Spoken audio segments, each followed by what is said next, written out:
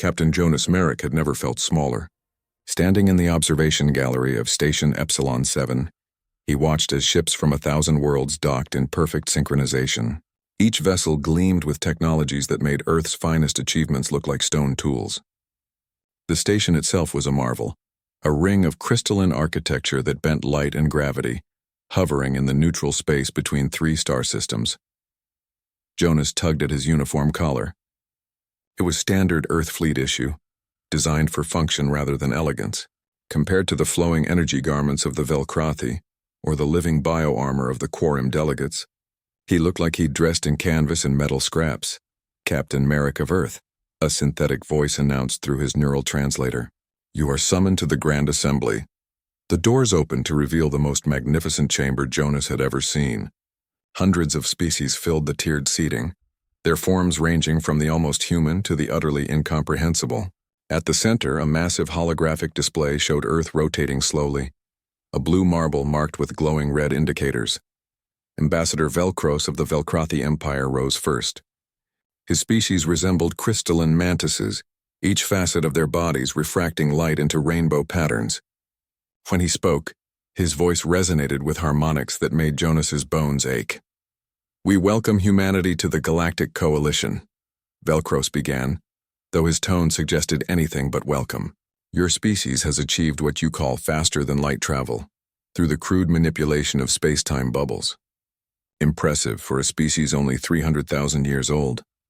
Polite laughter rippled through the chamber. 300,000 years was apparently nothing to civilizations measuring their histories in millions. Jonas stepped forward, forcing confidence into his voice. We're honored to join the coalition. Earth looks forward to learning from... Learning? A harsh clicking sound interrupted him. The speaker was a Thex warrior, a species resembling armored crustaceans. What could we possibly teach a species that still wages war with chemical explosives and metal projectiles? More laughter. Jonas felt heat rising in his cheeks, a-floating. Luminescent being that Jonas's translator identified as a Carathian elder added, Your biological limitations are fascinating from an anthropological perspective. 70 to 90 solar cycles of lifespan, vulnerable to radiation, requiring constant sustenance. How do you accomplish anything of significance? Jonas clenched his fists. We've built cities, created art, explored our solar system. In the time it takes your species to master planetary colonization, Velcros interrupted smoothly. My people terraform entire star systems. Your accomplishments are endearing, like watching children build sandcastles before the tide. The display behind him shifted, showing human spacecraft alongside alien vessels. The size comparison was humiliating. Earth's largest carrier looked like a toy beside the smallest coalition frigate. Your emotional decision-making processes are particularly problematic, continued a Zarathi delegate. A being of pure thought residing in a containment field. Logic dictates optimal outcomes. Your species operates on instinct and feeling. These are evolutionary artifacts you should have abandoned millennia ago. Jonas wanted to argue, to defend humanity's achievements, but the evidence was overwhelming. These species had technologies that seemed like magic. They'd solved problems Earth hadn't even identified yet. They spoke of timescales that made human history seem like a brief flicker. A junior technician named Private Dex Calloway approached Jonas during the recess. Sir, don't let them get to you. They're right, Dex. Jonas stared out at the assembled fleet. Look at them. They've been spacefaring longer than humans have had written language. What do we bring to this coalition? What's our purpose here? Dex shifted uncomfortably. We're survivors, sir. Earth's been through ice ages, asteroid impacts, pandemics. We're still here. Before Jonas could respond, alarms shrieked through the station. The holographic display erupted with data. Every delegate rushed back to the assembly chamber. A massive gravitational anomaly had appeared at the galaxy's rim. Something was entering their space, something that made even the coalition's sensors struggle to gather coherent data. Ambassador Velcros studied the readings, his crystalline features darkening. This signature, it matches historical records. The Devourer has awakened. The chamber fell into shocked silence. Even through the translator, Jonas could sense the fear. What's the Devourer? He asked, a Carathian elder's light dimmed. The reason the previous galactic civilization no longer exists. The Coalition War Council convened within hours. Jonas stood at the periphery, relegated to observer status while the galaxy's greatest military minds formulated their response. The chamber's central display showed the approaching threat, darkness that consumed starlight itself, leaving voids where solar systems once existed. General Thrace of the Quorum Defense Legion presented the first tactical analysis. His species had fought wars for 2 million years, perfecting combat into a mathematical science. The entity moves at 0.73 light speed. Current trajectory suggests it will reach the outer colonies in 47 standard cycles. We deploy the Nexus fleet in a gravitational pincer formation, compress the spatial corridor and force it into a contained field. Heads nodded throughout the chamber. It was logical, precise, perfect. Jonas raised his hand hesitantly. General, what if it adapts? Thrace's 4 eyes fixed on Jonas with something resembling pity. Captain Merrick, military strategy is governed by predictable physics. The entity, regardless of its nature, must obey fundamental laws. Our sensors indicate it's composed of dark matter constructs. We've modeled 17,000 scenarios. The gravitational pincer succeeds in 94% of simulations. And the other 6%? Acceptable margins of error. The fleet deployed exactly as planned. Jonas watched from Station Epsilon 7 as 3,000 Coalition warships arranged themselves in geometric perfection. Energy signatures bloomed across his display. Weapons that could crack planets. Shields that bent reality itself. Private Calloway stood beside him, monitoring the tactical feed. It's beautiful, sir. Like watching a symphony. The Devourer arrived on schedule. It resembled nothing natural. A writhing mass of absolute darkness punctuated by veins of sickly crimson light. Where it passed, space itself seemed to rot. Initiating gravitational compression, General Thrace announced. All ships, activate field generators on my mark. The mark came. Reality bent. The trap closed. For exactly 4 seconds it seemed to work. The entity slowed, compressed by artificial gravity wells that could have crushed a star. Then it learned. The darkness pulsed once. The gravitational fields inverted. 300 Coalition ships imploded simultaneously, crushed by their own weapons. Jonas felt his stomach drop. Dear God. Regroup formation. Theta 9, Thrace ordered, his voice steady despite the catastrophe. Deploy quantum disruptors. The fleet reformed with mechanical precision. New weapons fired. Exotic particles designed to unravel molecular bonds at the quantum level. The entity absorbed each blast, and with every absorption, it grew larger. It's adapting to everything we throw at it, Dex whispered. How is that possible? Ambassador Velcros appeared on the command channel, his crystalline features dim with stress. The historical records were incomplete. The Devourer doesn't just consume matter, it consumes information. Every attack teaches it. Every strategy feeds it. Over the next 16 cycles, Jonas watched the Coalition's military doctrine crumble. Each engagement followed the same pattern. Brilliant tactical planning, flawless execution, complete failure. The entity predicted every logical move because logic itself was predictable. It had consumed 1,000 civilizations, absorbed their knowledge, learned their patterns. The Velkrati deployed their reality anchors. The entity phased through them. The Zorathi attempted a consciousness assault. The entity absorbed their psychic projections. The Theks unleashed their planet-killer arsenals. The entity ate the energy and grew stronger. 30% of the Coalition fleet was destroyed. 40%. 50%. Jonas couldn't watch anymore. He retreated to the station's observation deck, staring at the stars that were winking out one by one. Dex found him there hours later. Sir, the Council is evacuating core worlds. They're talking about abandoning the outer rim entirely. They've tried everything? Jonas asked. Everything that makes sense. Dex paused. General Thrace says there's no logical solution. The entity is too adaptive, too intelligent. It's fought species far more advanced than us for eons. Jonas suddenly sat up straighter.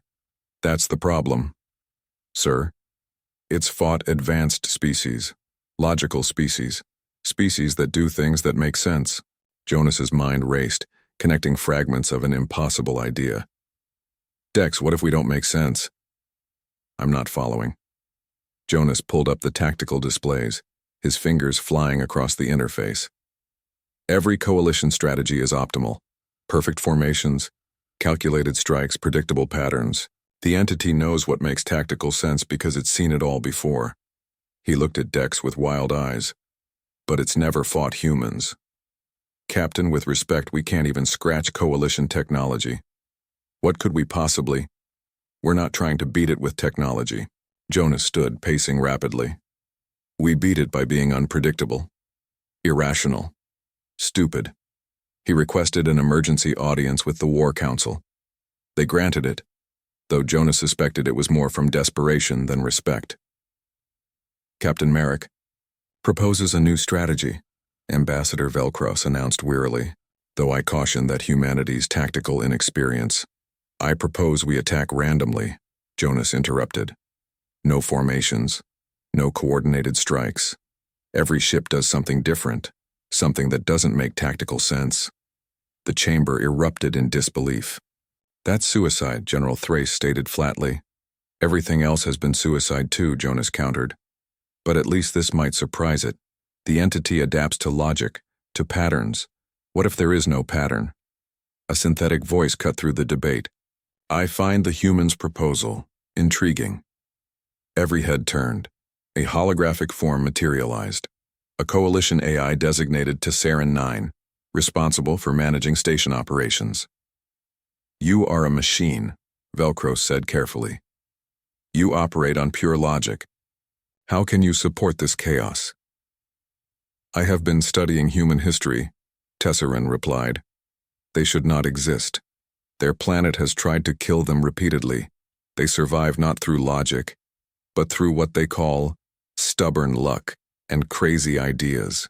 Perhaps that is precisely what this situation requires. The council deliberated for hours.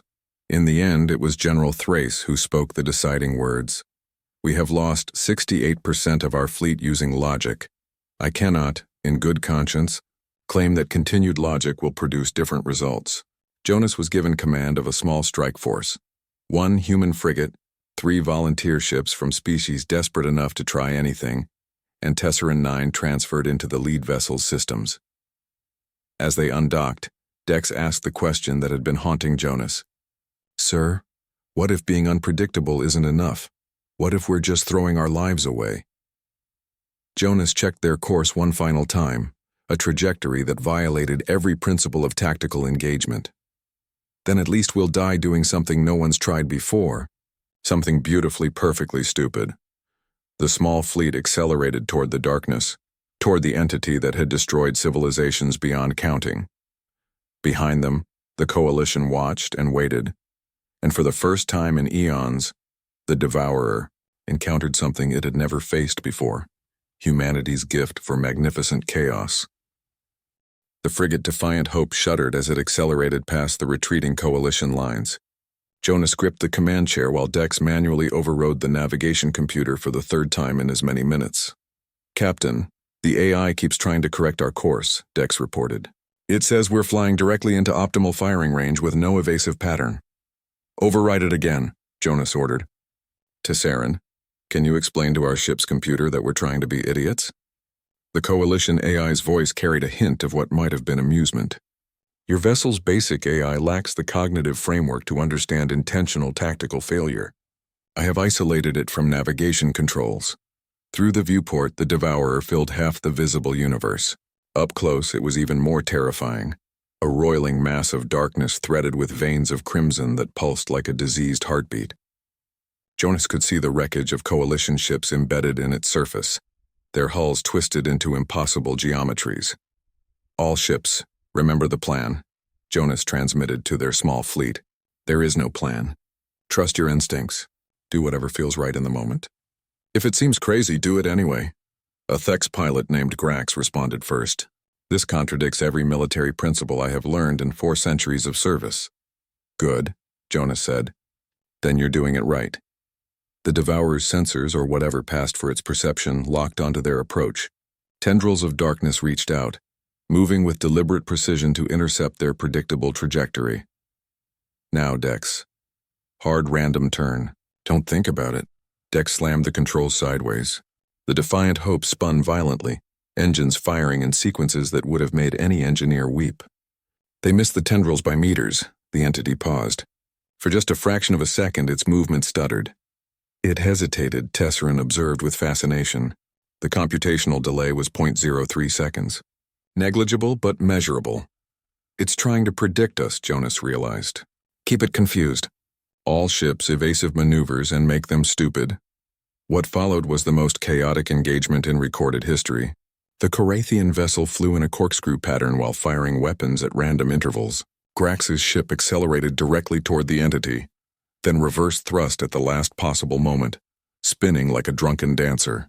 A quorum pilot began broadcasting old Earth music, classical symphonies that Jonas's grandmother had loved, for no tactical reason whatsoever. The Devourer's tendrils lashed out, missing more often than hitting. Each miss was followed by longer pauses as it tried to calculate patterns that didn't exist. "It's working," Dex shouted. "We're actually confusing it." "Don't get cocky," Jonas warned, even as hope blazed in his chest. "Tesserin analysis? The entity is attempting to process our behavior through its accumulated tactical databases. We are generating decisions faster than it can model them. However, this advantage is temporary. It will eventually adapt to randomness itself." Jonas studied the tactical display. The entity's core, that pulsing knot of crimson light deep within the darkness, was protected by layers of consumed matter and distorted space. Every logical approach was blocked, but logic wasn't their weapon anymore. "I have an insane idea," Jonas said slowly. "Those are the only kind we're accepting today." "Sir?" Dex replied. "What if we fly directly into it?" The bridge fell silent. Even Tesserin's processing created an audible pause. "That is not insane," the AI finally said. "That is statistically guaranteed suicide." "Exactly. It'll never expect it." Jonas opened the fleet channel. "Listen, I know this sounds crazy, but hear me out. The core is protected because every logical strategy tries to attack from outside. What if we deliver our payload from inside?" Grax's voice crackled through. "You are describing a suicide run, Captain Merrick. I'm describing the only run it won't see coming. We load everything we have, antimatter, fusion warheads, reactor cores, into one ship. We fly straight into the core, completely random flight path, and we detonate everything at once from inside its central structure. The ship that delivers this payload will not survive," Tesserin stated. "I know." Jonas felt a strange calm settle over him. "That ship will be the Defiant Hope. The rest of you need to create distractions. Keep it focused on multiple threats. Make it think the random attacks are our actual strategy." "Sir, I'm not letting you," Dex began. "That's an order, Private. You're transferring to the Corathian vessel in 5 minutes, along with everyone else except me and Tesserin. Captain, I am an artificial intelligence. I do not possess survival instinct or fear of death. But I must note that your plan has a success probability of less than 3%. Jonas smiled grimly. 3% is better than the 0% every logical plan has achieved. Besides, 3% is practically certain compared to most of human history. The crew protested. But Jonas was their commanding officer. One by one they evacuated to the other ships, leaving him alone on the bridge with only Tesserin's presence in the computer systems. "Why are you doing this, Captain?" Tesserin asked as Jonas began loading every explosive device they possessed into the cargo bay. "Your species values individual survival. This action contradicts your self-interest." "You've been studying humans, but you haven't understood us yet," Jonas replied, working quickly. "We're not logical. We don't calculate optimal outcomes. We do stupid, beautiful things because they feel right. Because someone has to. Because if we don't, who will?" He sealed the cargo bay and returned to the bridge. The other ships had begun their distraction assault, darting around the entity's periphery like insects around a giant. "Tesserin, I need you to do something that's going to feel very wrong for an AI. I am listening. When I say so, I need you to cut main power for exactly 2 seconds. We'll go completely dark, no engines, no shields, no signature. Then restart everything simultaneously and punch maximum thrust directly toward the core. That will leave us vulnerable and visible. Any tactical system would target us immediately."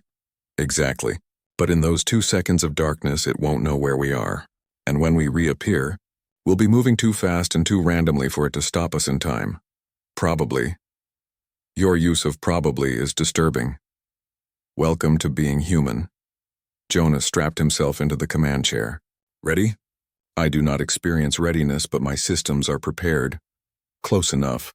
Kill the power in 3, 2, 1. Mark. The defiant hope went dark. For 2 heartbeats, Jonas floated in absolute silence and blackness.